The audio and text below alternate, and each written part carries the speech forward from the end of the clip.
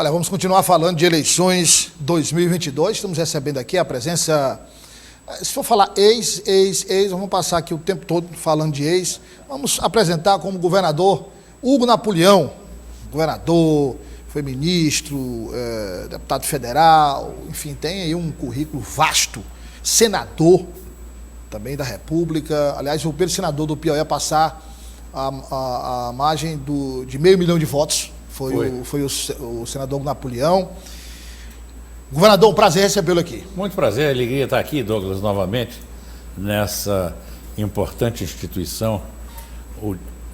Você tem um programa que realmente é admirável. Aqui é o sistema, né? Aqui é o Dia TV, tem um Jornal Dia, Isso. FM o Dia, Portal o Dia. Exatamente. Desde a minha juventude eu frequento essa casa.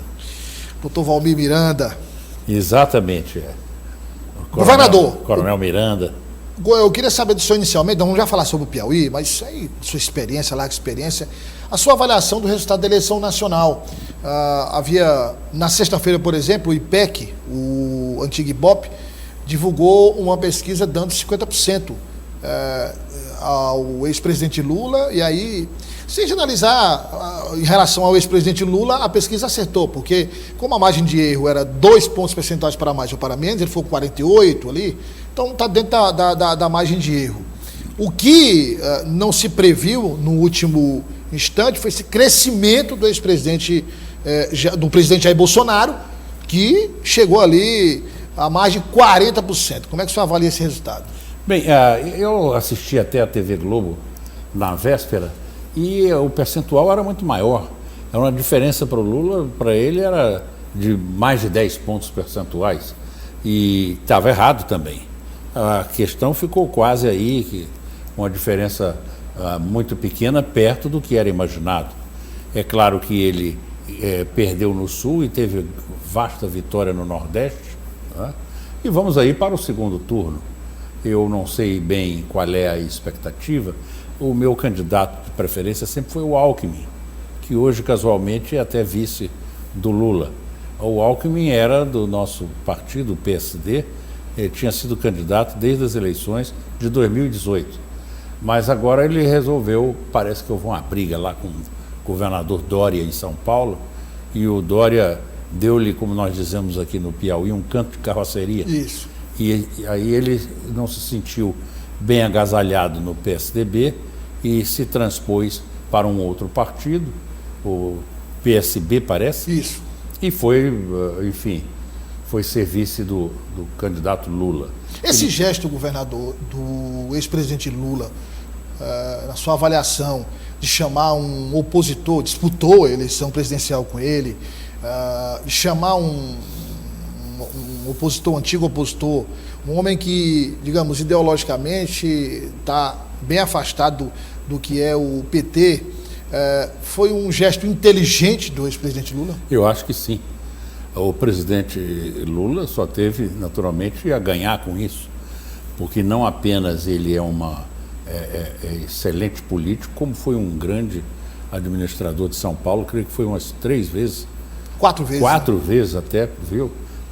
Governador do estado de São Paulo, e realizou magníficas administrações, tanto na capital, São Paulo, quanto em todo o estado. E assim nós tivemos a ideia de que, afinal de contas, foi uma verdadeira, vamos dizer, apoteose em São Paulo. Então o Lula só tem a ganhar com isso. Governador, agora, o senhor falou do Dória. O Dória, ele foi eleito prefeito de São Paulo, depois governador de São Paulo, e houve aí uma tentativa do Dória de comandar, digamos assim, o PSDB nacionalmente. Mas a gente observava também muito claramente que não, aí usando também a expressão piauiense, não batia muito com os caciques do partido, José Serra, Fernando Henrique Cardoso e outros nomes. Ele é cria de Geraldo Alckmin, cria política de Geraldo Alckmin, terminou acontecendo esse distanciamento.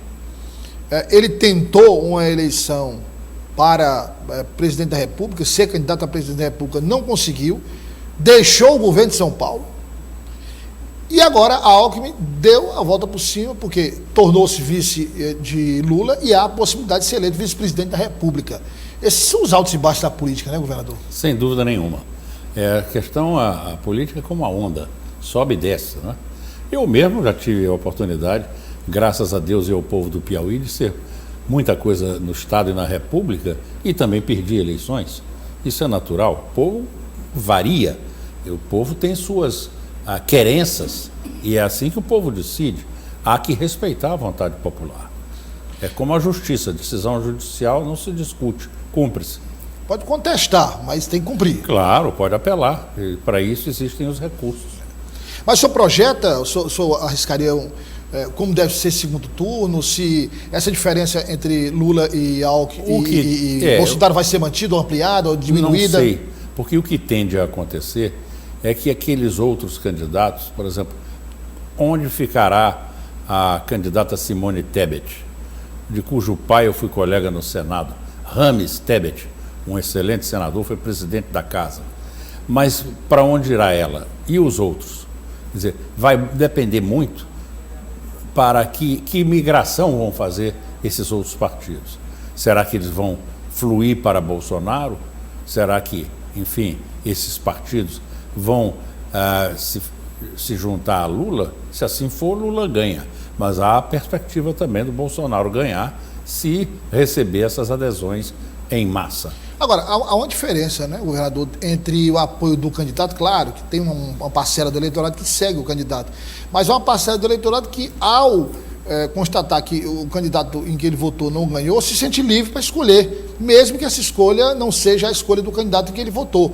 Tem aquela parcela livre que vai e vota no outro candidato. Quer dizer, há disputa pelo apoio do candidato, mas tem que disputar o voto também. Sem dúvida. Sem o voto não se faz nada.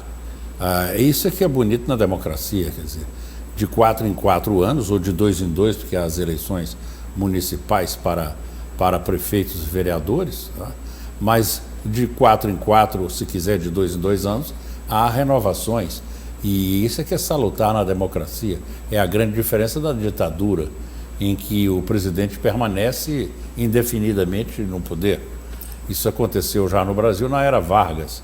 Em 1937, o presidente Getúlio Vargas deu um golpe de Estado e ficou até que foi deposto em 1945, com eleições gerais, que geraram a eleição do general Dutra para presidente da República, seguido de novo de Getúlio. Ele voltou eleito presidente, suicidou-se, assumiu seu vice, Café Filho, que era um potiguar do Rio Grande do Norte, até que foi eleito, então, o maior dos presidentes que esse país já teve, Juscelino Kubitschek, em 1955, assumindo de 56 a 61.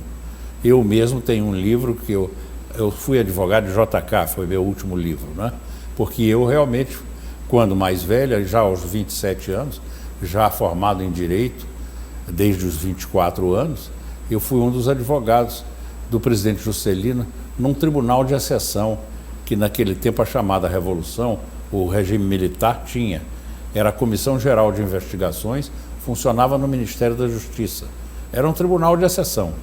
E então abriram um inquérito contra o Juscelino, transformou-se em uma ação contra ele, e eu me juntei a Evaristo de Moraes Filho, Sobral Pinto, que foi um grande advogado brasileiro, e Cândido de Oliveira Neto, e eu, jovenzinho ainda, fui advogado do presidente Juscelino, e eu conto isso no livro. Eu fui advogado de JK. De modo que considero que no Império foi Dom Pedro II, o grande estadista brasileiro, falava 17 línguas. Ele é responsável pelas estradas de ferro, pela navegação de cabotagem, pelos correios, pelo selo. Foi o segundo país do mundo, depois da Inglaterra, a ter selo, aquele olho de boi, o olho de cabra. O telefone. Ele foi a um congresso na Filadélfia, Dom Pedro II, encontrou-se com Alexander Graham Bell. Bell foi o inventor do telefone. Então ele estava com 2 taças nesse congresso, ligadas por um fio, e deu uma para Dom Pedro II, e se afastaram 30 metros, ligados por um fio. E Bell, pegou a taça e receitou versos do Hamlet de Shakespeare. e para o Dom Pedro II. Dom Pedro II ouviu aquilo e disse, ué, mas isto fala? Ficou amigo dele, como ficou amigo de várias personalidades no mundo europeu, e implantou do Paço Imperial para a Quinta da Boa Vista, botou em Niterói, botou o sistema telefônico. Foi um revolucionário imperador, infelizmente, que foi deposto pelo Deodoro da Fonseca, que estava gripado, levantaram da cama com febre, exatamente, lançou a espada, voltou para a cama e proclamaram a República assim, e Dom Pedro então, humildemente aceitou. Vamos só, antes de a gente entrar no Piauí, na eleição do Piauí, só para abrir esse parênteses histórico aqui, quando foram comunicar Dom Pedro II, o respeito era tão grande ao imperador e também, governador, eles não tinham nenhuma certeza do que iam fazer, quer dizer, estavam completamente perdidos, que quando chegaram lá, disseram, Vossa Majestade, nós estamos... Quer dizer, reconheceram a autoridade de Dom Pedro II. Quer dizer, começou realmente, como a gente conversou em outras oportunidades, começou de uma forma completamente desorganizada, sem nenhum planejamento, com destruição dos símbolos nacionais. Começou, a República Velha foi uma... Mantiveram a bandeira. Pelo menos, só tiraram as armas imperiais, mas mantiveram a bandeira. Hoje com as estrelas, né, em azul, a faixa branca. Bom, mas eu ia dizer que tem uma coisa, com quem ele era casado, Dona Teresa Cristina, Imperatriz Teresa Cristina, que é o nome de Teresina. Isso. Que o conselheiro Saraiva, quando trouxe a capital de Oeiras para o Puti Velho primeiro, e implantou e fez a Teresina, como se dizia na época, com as ruas certas e direitas, né? Teresina planejada, deu o nome da princesa Teresa Cristina. Fez então uma espécie de corrutela, ficou Teresina, que é o nome da imperatriz. Então, Piauí tem muito a ver com Dom Pedro II. Agora, o cenário estadual, governador, que o senhor entende tão bem, essa eleição de Rafael Fonteles. A gente tinha, de um lado, uma oposição extremamente organizada, nunca a oposição foi tão organizada no Piauí, pegando de 2002 para cá, como nessa eleição. Um candidato a governador, que foi prefeito 2 vezes de Teresina, saiu do seu segundo mandato com mais de 92% de aprovação.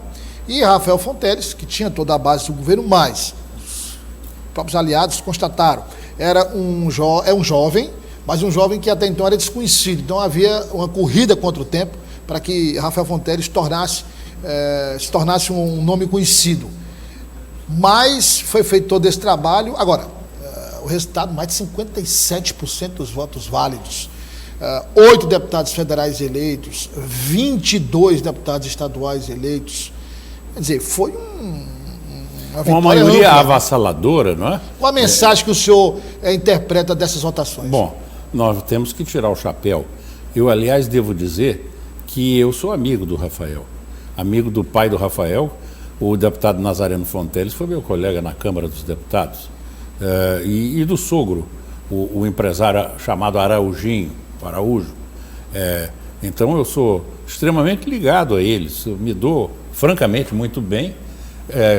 Todos sabem que a minha vida sempre foi feita com o Ciro Nogueira, desde jovem, né?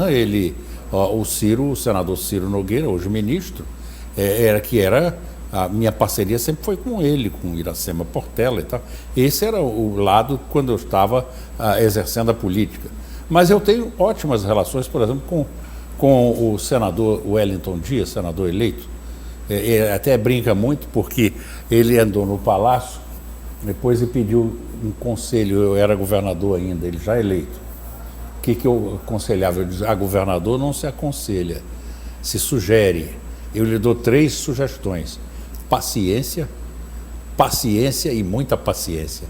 E ele, em vários discursos, inclusive na Academia de Letras, onde eu votei para ele, eu votei para o Wellington entrar na academia, o Wellington Dias, ele sempre cita... Você está falando que ele foi ao Palácio depois da eleição de 2002? 2002, eu ainda governador, ele vencedor, e eu o recebi.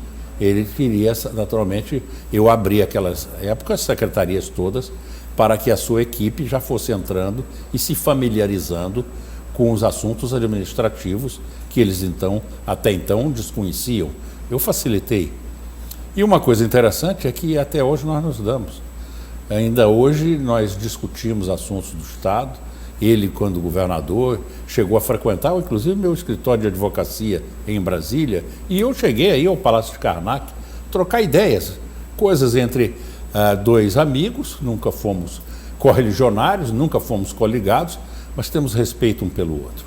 E temos hoje uma franca amizade, eu sempre digo isso. Né? Agora, o Silvio Mendes, sim, foi um eficientíssimo prefeito de Teresina, tem todos os louros e todos os títulos, perdeu a eleição de 2010 e perdeu essa também, por uma, coitado, infelicidade, mas de qualquer maneira a vida é assim, eu mesmo já perdi, né? Eu mesmo já disse aqui que perdi eleições, de modo que nós temos que virar a página, reconhecer democraticamente a vitória, desejar que o futuro governador tenha uma boa administração, porque é isso que o povo do Piauí precisa. Educação, saúde, segurança, moradia e saneamento. Governador, para a gente encerrar, sua mensagem final que está nos acompanhando em todo o Piauí, como ex-governadores, ministros, deputados e senador, a mensagem que o senhor deixa para o Piauí, já nessa segunda-feira, no pós-votação. Olha, é só agradecer. Eu fui 3 vezes deputado federal pelo Piauí, fui 2 vezes senador, mandato de 8 anos, com o que eu pude ser 2 vezes governador do Estado, e pude ser, inclusive, ministro da Cultura, ministro da Educação e ministro das Comunicações, tendo trazido o telefone celular e, naquela época, pela Embratel, a duplicação das linhas DDD-DDI para o Estado e para o mundo, né? Para o país e para o mundo. Então, palavra de gratidão. Hugo Napoleão, com relação ao povo do Piauí, é só gratidão. Muita gente queria que eu me candidatasse agora. Eu digo, não, muito obrigado. Eu hoje voltei para a minha família e para a minha profissão de advogado, que eu exerço, graças a Deus. Então, é sempre o obrigado. E obrigado aqui à TV O Dia, ao Douglas Cordeiro, que tem uma performance magnífica de informação e de debates, e aos funcionários todos, aos jornalistas, desejar o que de melhor possa ocorrer. Obrigado, governador. Prazer recebê-lo aqui. Muito prazer.